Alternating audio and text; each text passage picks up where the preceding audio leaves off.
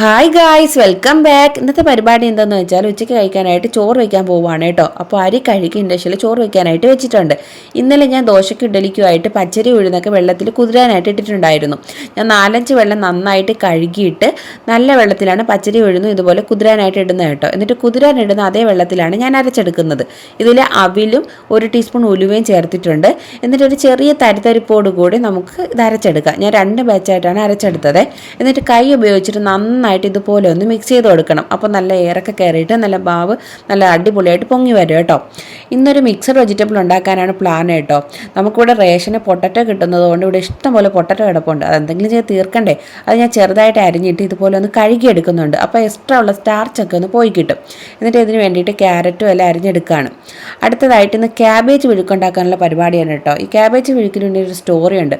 കല്യാണം കഴിഞ്ഞ് ഇക്കാൻ്റെ വീട്ടിൽ പോകുമ്പോഴാണ് ഞാൻ ഈ ക്യാബേജ് വിഴുക്ക് ആദ്യമായിട്ട് കാണുന്നത് കേട്ടോ.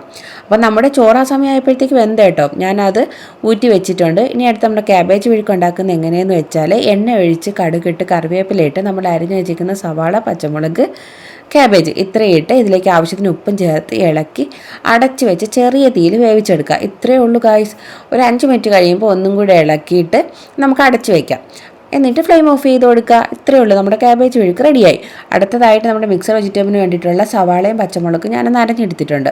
ഇനി ഒരു കടായി വെച്ച് അതിലേക്ക് വെളിച്ചെണ്ണ ഒഴിച്ച് കടുകിട്ട് ജീരകം ഇട്ട് കറിവേപ്പില ഇട്ട് നമ്മൾ അരിഞ്ഞ് വെച്ചിരിക്കുന്ന സവാളയും പച്ചമുളകും കൂടെ ചേർത്ത് ഇളക്കി കൊടുക്കുക. ഇത് ആക്ച്വലി ഒരു നോർത്ത് ഇന്ത്യൻ വിഭവമാണ്. ഞാൻ ചെറുതായിട്ട് കേരളീയവൽക്കരിച്ചിട്ടുണ്ട്. എന്നിട്ട് നമ്മൾ അരിഞ്ഞു വെച്ചേക്കുന്ന പൊട്ടറ്റോയും ക്യാരറ്റും ഇതിലേക്ക് ചേർത്ത് കൊടുക്കുക. ആക്ച്വലി ഇതിനകത്ത് കോളിഫ്ലവറും ചേർക്കും. ഇക്കാക്ക് ഇഷ്ടമല്ലാത്തതുകൊണ്ട് ഞാനത് ഒഴിവാക്കി കേട്ടോ. എന്നിട്ട് നമുക്കിത് അടച്ച് വെച്ച് വേവിക്കാം. ഒരു 5 മിനിറ്റ് കഴിയുമ്പോൾ ഇതൊന്ന് ഇളക്കി കൊടുത്തിട്ട് നമുക്കിതിലേക്ക് മസാലകൾ ചേർത്ത് കൊടുക്കാം. ഞാനിവിടെ 1 ടീസ്പൂൺ മഞ്ഞൾപ്പൊടി, 1 ടീസ്പൂൺ കാശ്മീരി മുളക് പൊടി, 1 ടീസ്പൂൺ ഗരം മസാല ഇത്രയാണ് ചേർത്ത് കൊടുക്കുന്നത്. ഇനി വന്നിട്ട് പുളിപ്പിനായിട്ട് ഞാനിവിടെ ചേർക്കുന്നത് ഡ്രൈ മാംഗോ പൗഡറാണ് കേട്ടോ. നിങ്ങൾക്ക് വേണമെങ്കിൽ തക്കാളിയും അരച്ച് ചേർത്ത് കൊടുക്കാം. എന്നിട്ട് നന്നായിട്ട് മിക്സ് ചെയ്തതിന് ശേഷം നമുക്ക് ഇതിലേക്ക് കുറച്ച് മട്ടറും കൂടെ ചേർത്ത് കൊടുക്കുക. നമ്മുടെ ഗ്രീൻ പീസിൻ്റെ പച്ചയാണ് കേട്ടോ ഈ മട്ടർ എന്ന് പറയുന്നത്. അതും കൂടി ഇട്ട് ഇളക്കിയിട്ട് അടച്ചു വെച്ച് വേവിക്കുക കേട്ടോ. ഇനി നമുക്കിതിനെ ഒന്ന് നോർത്ത് ഇന്ത്യൻ ആക്കി എടുക്കണ്ടേ. അതിനായിട്ട് ഞാൻ ഇതിലേക്ക് കസൂരി മേത്തിയും മല്ലിയിലയാണ് ചേർത്ത് കൊടുക്കുന്നത് കേട്ടോ. എന്നിട്ട് നന്നായിട്ട് ഇളക്കിയാൽ നമ്മുടെ മിക്സഡ് വെജിറ്റബിൾ റെഡി ആയിട്ടുണ്ട്. അടുത്തതായിട്ട് ഇവിടെ നോൺ വെജ് ഇല്ലാത്ത ദിവസം മുട്ട ഓംലെറ്റ് വേണമെന്നുള്ളത് അലിഖിതമായ നിയമമാണ്. അത് കഴിഞ്ഞ് ഞാൻ പെട്ടെന്ന് ചപ്പാത്തി ഉണ്ടാക്കുകയാണ് കേട്ടോ. കാരണം ഇക്ക ഫുഡ് കഴിക്കാനായിട്ട് എത്തിയിട്ടുണ്ട്. ഇക്കാക്ക് ചോറിൻ്റെ കൂടെ പപ്പടവും കൂടെ ഉണ്ടെങ്കിൽ ഭയങ്കര ഇഷ്ടമാണ് കേട്ടോ. അങ്ങനെ ഞാൻ പപ്പടവും കൂടി പൊരിച്ചെടുത്തിട്ടുണ്ട്. എന്നിട്ട് നമ്മുടെ കറികളെല്ലാം മേശപ്പുറത്ത് കൊണ്ടുവന്ന് സെർവ് ചെയ്യുകയാണ്. എന്നിട്ട് ഇക്കാക്ക് ഒഴിച്ച് കഴിക്കാൻ കറിയൊന്നും ഇല്ലാത്തതുകൊണ്ട് ഞാൻ കുറച്ച് തൈരും അച്ചാറും കൂടി കൊടുക്കുകയാണ്.